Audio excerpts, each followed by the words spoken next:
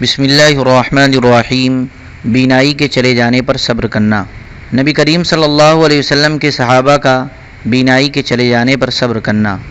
حضرت زید بن ارقم رضی اللہ عنہ فرماتے ہیں کہ میری آنکھیں دکھنے آ گئیں، حضور میری عیادت کے لیے تشریف لائے تو آپ نے فرمایا، اے زید، اگر تمہاری آنکھیں ایسی ہی دکھتی رہیں اور ٹھیک نہ ہوئیں تو تم کیا کرو گے؟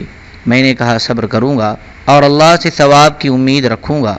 حضور صلی اللہ علیہ وسلم نے فرمایا، اگر تمہاری آنکھیں یوں ہی دکھتی رہیں اور تم نے صبر کیا اور ثواب کی امید رکھی تو تمہیں اس کے بدلے میں جنت ملے گی۔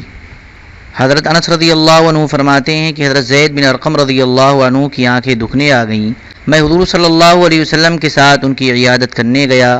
حضور نے ان سے فرمایا، اے زید، تمہاری آنکھوں کو جو تکلیف ہے، اگر تم اس پر صبر کرو گے اور اس پر اللہ سے ثواب کی امید رکھو گے تو تم اللہ تعالیٰ سے اس حال میں ملو گے کہ تمہارے اوپر کوئی گناہ نہ ہوگا۔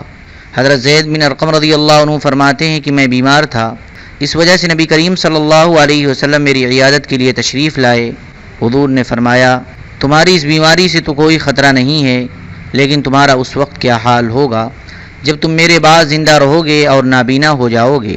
میں نے کہا کہ میں صبر کروں گا اور اللہ سے ثواب کی امید رکھوں گا۔ حضور صلی اللہ علیہ وسلم نے فرمایا، پھر تو تم بغیر حساب کے جنت میں داخل ہو جاؤ گے۔ چنانچہ حضرت زید حضور صلی اللہ علیہ وسلم کے انتقال کے بعد واقعی نابینا ہو گئے۔ طبرانی کی روایت میں یہ مضمون بھی ہے کہ حضور صلی اللہ علیہ وسلم کی وفات کے بعد حضرت زید نابینا ہو گئے، پھر اللہ تعالیٰ نے ان کی نگاہ کی روشنی واپس فرما دی، پھر حضرت زید کا انتقال ہوا، اللہ ان پر رحمت نازل فرمائے۔ حضرت قاسم بن محمد رحمۃ اللہ علیہ کہتے ہیں کہ حضرت محمد صلی اللہ علیہ وسلم کے ایک صحابہ کی بینائی چلی گئی، لوگ ان کی عیادت کے لیے آئے تو انہوں نے فرمایا، مجھے آنکھوں کی ضرورت اس لیے تھی تاکہ میں ان سے حضور صلی اللہ علیہ وسلم کی زیارت کروں۔ جب حضور ہی تشریف لے گئے تو اب اللہ کی قسم مجھے اس سے بالکل خوشی نہیں ہوگی کہ میری آنکھوں کی یہ تکلیف یمن کے شہر تبالہ کے کسی ہرن کو ہو جائے۔ اولاد و اقارب اور دوستوں کی موت پر صبر۔ سیدنا حضرت محمد صلی اللہ علیہ وسلم کا صبر۔ حضرت انس بن مالک رضی اللہ عنہ فرماتے ہیں کہ میں نے حضور صلی اللہ علیہ وسلم کے صاحبزادے حضرت ابراہیم رضی اللہ عنہ کو دیکھا کہ حضور کے سامنے ان پر نزع کی کیفیت طاری تھی۔ یہ دیکھ کر حضور صلی اللہ علیہ وسلم کی آنکھوں میں آنسو آ گئے اور آپ نے فرمایا، آنکھ آنسو بہا رہی ہے اور دل غمگین ہو رہا ہے، لیکن ہم زبان سے وہی بات کہیں گے جس سے ہمارا رب راضی ہو۔ اے ابراہیم، اللہ کی قسم ہم تمہارے جانے کی وجہ سے غمگین ہیں۔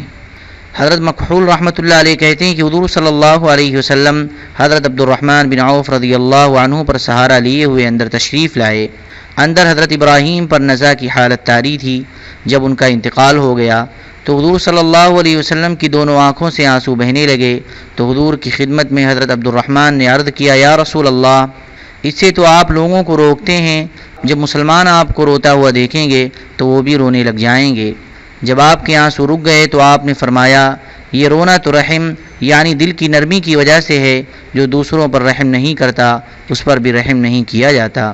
ہم تو لوگوں کو مردہ پر نوحہ کرنے سے روکتے ہیں اور اس بات سے روکتے ہیں کہ مردہ کی ان خوبیوں کا تذکرہ کیا جائے جو اس میں نہیں تھیں۔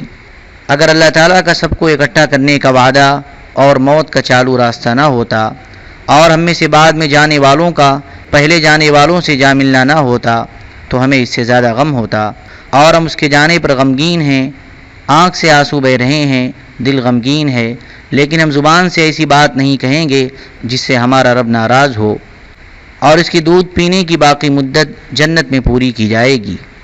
حضرت اسامہ بن زید رضی اللہ عنہ فرماتے ہیں کہ ہم لوگ نبی کریم صلی اللہ علیہ وسلم کے پاس بیٹھے ہوئے تھے کہ اتنے میں آپ کی ایک صاحبزادی نے آپ کو بلانے کے لیے ایک آدمی یہ پیغام دے کر بھیجا کہ ان کے بیٹے کا انتقال ہونے والا ہے۔ حضور صلی اللہ علیہ وسلم نے آنے والے قاصد سے فرمایا کہ واپس جا کر میری بیٹی کو بتا دو کہ اللہ نے جو چیز ہم سے لے لی وہ بھی اسی کی ہے اور جو ہمیں دی ہے وہ بھی اسی کی ہے، اور اللہ تعالیٰ کے یہاں ہر چیز کا وقت مقرر ہے، اور اسے کہہ دو کہ وہ صبر کرے اور اللہ سے ثواب کی امید رکھے۔ وہ قاصد صاحبزادی کے پاس جواب لے کر گیا، لیکن صاحبزادی نے اسے دوبارہ بھیجا۔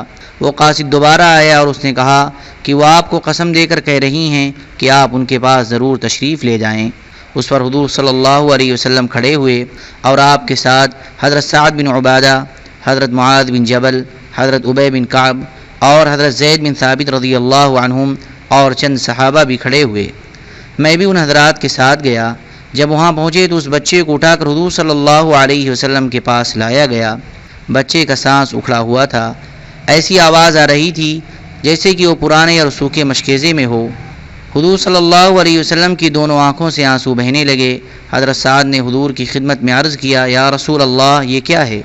آپ نے فرمایا، یہ رحم اور شفقت کا مادہ ہے جسے اللہ تعالیٰ نے اپنے خاص بندوں کے دلوں میں رکھا ہے۔ اللہ تعالیٰ اپنے بندوں میں سے انہی بندوں پر رحم فرماتے ہیں جو دوسروں پر رحم کرنے والے ہوں۔ حضرت ابو ہریرہ رضی اللہ عنہ فرماتے ہیں کہ جب حضرت حمزہ بن عبد المطلب رضی اللہ عنہ شہید ہو گئے تو آپ نے ایسا دردناک منظر دیکھا کہ اس سے زیادہ دردناک منظر کبھی نہ دیکھا تھا۔ آپ نے دیکھا کہ ان کے ناک، کان وغیرہ اعضاء کاٹ دیے گئے ہیں۔ آپ نے فرمایا، اللہ کی رحمت تم پر ہو، جہاں تک مجھے معلوم ہے تم صلہ رحمی کرنے والے اور بہت زیادہ نیکیاں کرنے والے تھے۔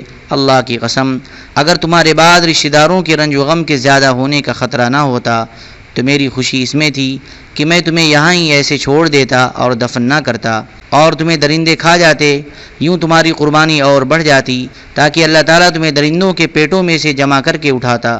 غور سے سنو، اللہ کی قسم، ان کافروں نے جیسے تمہارے ناک، کان، اعضاء کاٹے ہیں، میں ان میں سے 70 کافروں کے اسی طرح ناک، کان، اعضاء کاٹوں گا۔ اس پر حضرت جبرائیل علیہ السلام یہ صورت لے کر نازل ہوئے، وَإِنْ عَاقَبْتُمْ فَعَاقِبُوا بِمِثْلِ مَا عُوقِبْتُمْ بِهِ، آیت کے آخری تک ترجمہ۔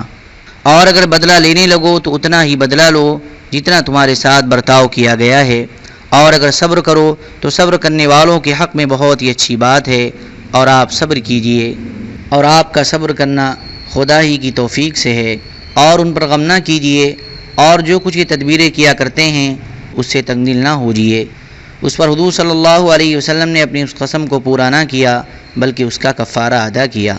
حضرت ابن عباس رضی اللہ عنہ فرماتے ہیں کہ جب حضور صلی اللہ علیہ وسلم حضرت حمزہ رضی اللہ عنہ کی شہادت کے بعد ان پر کھڑے ہوئے تو آپ نے بہت زیادہ دل دکھانے والی حالت دیکھی۔ اس پر آپ نے فرمایا، اگر اپنے رشتہ دار عورتوں کے رنج و غم بڑھ جانے کا خطرہ نہ ہوتا تو میں انہیں دفن نہ کرتا اور یہاں ایسے ہی چھوڑ دیتا تاکہ یہ درندوں کے پیٹوں اور پرندوں کے پوٹوں میں چلے جاتے اور وہاں سے اللہ تعالیٰ انہیں میدان حشر میں اٹھاتے۔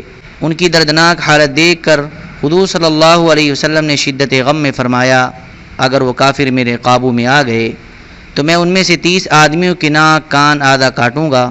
اس پر اللہ تعالیٰ نے یہ آیت نازل فرمائی، وَإِنْ عَاقَبْتُمْ فَعَاقِبُوا بِمِثْلِ مَا عُوقِبْتُمْ بِهِ وَلَئِنْ صَبَرْتُمْ لَهُوَ خَيْرٌ لِلصَّابِرِينَ سے لے کر يَمْكُرُونَ تک ترجمہ پہلے گزر چکا ہے۔ پھر آپ کے فرمانے پر حضرت حمزہ رضی اللہ عنہ کو قبلہ رخ لٹایا گیا اور آپ نے 9 تکبیریں کہہ کر ان کی نماز جنازہ پڑھائی، پھر ان کا جنازہ وہیں رہنے دیا۔ پھر آپ کے پاس شہداء کو لایا گیا۔ جب بھی کوئی شہید لایا جاتا تو اسے حضرت حمزہ کے پہلو میں رکھ دیا جاتا، چونکہ شہداء 72 تھے، اس وجہ سے آپ صلی اللہ علیہ وسلم نے حضرت حمزہ کی اور دیگر شہداء کی 72 مرتبہ نماز جنازہ پڑھی۔ پھر آپ نے کھڑے ہو کر ان شہداء کو دفن کیا۔ جب قرآن کریم کی اوپر والی آیت نازل ہوئی تو آپ نے کافروں کو معاف کر دیا اور ان سے درگزر فرما لیا اور ان کے ناک، کان، اعضاء کاٹنے کا ارادہ چھوڑ دیا۔ حضرت اسامہ بن زید رضی اللہ عنہ فرماتے ہیں کہ جب میرے والد شہید ہوئے تو میں نبی کریم صلی اللہ علیہ وسلم کی خدمت میں حاضر ہوا۔ جب آپ نے مجھے دیکھا تو آپ کی آنکھوں میں آنسو آ گئے۔ اگلے دن میں پھر آپ کی خدمت میں حاضر ہوا تو آپ نے فرمایا، آج بھی تمہیں دیکھ کر مجھے وہی رنج و صدمہ ہو رہا ہے جو کل ہوا تھا۔ حضرت خالد بن شمیر رضی اللہ عنہ فرماتے ہیں کہ جب حضرت زید بن حارثہ رضی اللہ عنہ شہید ہو گئے تو حضور صلی اللہ علیہ وسلم ان کے گھر تشریف لے گئے۔ وہاں حضور کے سامنے حضرت زید کی بیٹی بلک بلک کر رونے لگیں۔ اس پر آپ بھی رونے لگے اور اتنا روئے کہ آپ کے رونے کی آواز آنے لگی۔ حضرت سعد بن عبادہ رضی اللہ عنہ نے حضور صلی اللہ علیہ وسلم کی خدمت میں عرض کیا، یا رسول اللہ یہ کیا ہے؟ حضور نے فرمایا، یہ ایک دوست کا اپنے محبوب دوست کے شوق میں رونا ہے۔ حضرت عائشہ رضی اللہ عنہ فرماتی ہیں کہ حضرت عثمان بن مظعون رضی اللہ عنہ کا انتقال ہو چکا تھا۔ اس کے بعد حضور صلی اللہ علیہ وسلم نے ان کا بوسہ لیا۔ اس وقت آپ رو رہے تھے اور آپ کی آنکھوں سے آنسو بہہ رہے تھے۔ ابن سعد کی روایت میں یہ ہے کہ حضرت عائشہ فرماتی ہیں کہ میں نے دیکھا کہ حضور صلی اللہ علیہ وسلم کے آنسو بہہ کر حضرت عثمان بن مظعون کے رخسار پر گر رہے ہیں۔ اللہم صلی علی سیدنا وعلی آل سیدنا وحبیبنا ومحبوبنا ومولانا محمد وبارک وسلم سبحان ربک رب العزة عما یصفون وسلام علی المرسلین والحمد للہ رب العالمین۔